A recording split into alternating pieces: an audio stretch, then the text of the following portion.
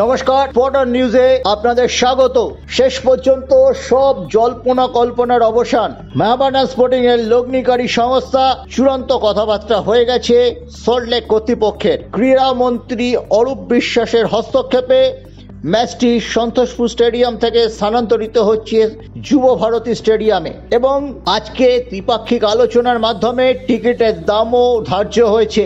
আমরা সারাদিন মোহনবাগান সমর্থকদের কাছ থেকে প্রচুর ফোন কল পেয়েছি যে কবে থেকে টিকিট ছাড়া হবে, কোথায় টিকিট পাওয়া যাবে, অনলাইন সেল হবে কিনা, অফলাইন সেল হবে কিনা, একদম টিকিট বিক্রির স্ট্যাটাসটা আমাদের একটু দয়া করে জানান।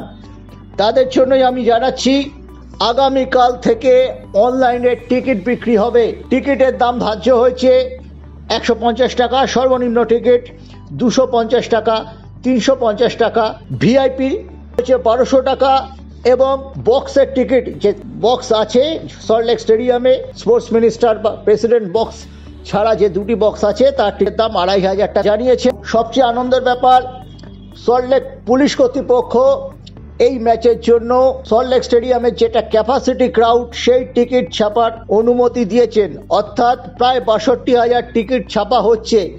আমরা দেখেছিলাম বেঙ্গালুরু মোহনবাগান ম্যাচ সোমবার সন্ধ্যে 7:30টার সময় ছিল, তার সত্ত্বেও 41,000 মানুষ উপস্থিত ছিলেন। শুধু মোহনবাগান সাপোর্টার, 105 বেঙ্গালুরু সাপোর্টার থাকতে পারেন যুব ভারতীতে। সেই ক্ষেত্রে আমরা এখানে মেহবানা স্পোর্টিং এর থাকবেন, তাদের দল কোনোদিন দারুণ ফুটবল খেলছে, কোনোদিন আবার সব নেমে যাচ্ছে, তবুও একটা কিছু সংখ্যক সমর্থক আছেন যারা এই দুদিনেও মেহবানা স্পোর্টিং ক্লাবকে সমর্থন করতে কিশোর ভারতী স্টেডিয়ামে যেতেন। তাদের আমরা দেখতে পাবো যুব ভারতী স্টেডিয়ামে, এবং যুব ভারতী স্টেডিয়ামটা আরও একটু কাছাকাছি হওয়ায় রাজাবাজার সংলগ্ন এলাকা থেকে আরও মেহবানা সমর্থক বলে আশা করছেন। ফলে একটা 50+ ক্রাউড।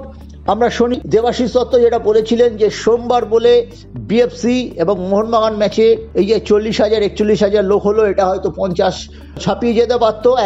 আমরা শনি সন্ধ্যায় কিন্তু যুব ভারতীকে গম করতে দেখব এবং সব টালাবাহানা শেষ হয়েছে।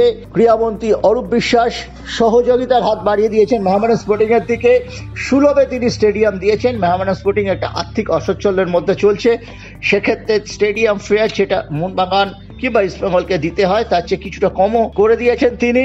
সব মিলিয়ে সুখবর ময়দানের ক্রীড়াপ্রেমীদের জন্য, ফুটবল প্রেমীদের জন্য যে একটা মেগা ম্যাচ আমরা দেখতে চলেছি। টিকিট বন্টন শুরু হয়ে যাচ্ছে, টিকিটের দাম নিয়েও কোনো ধোঁয়াশা থাকছে না।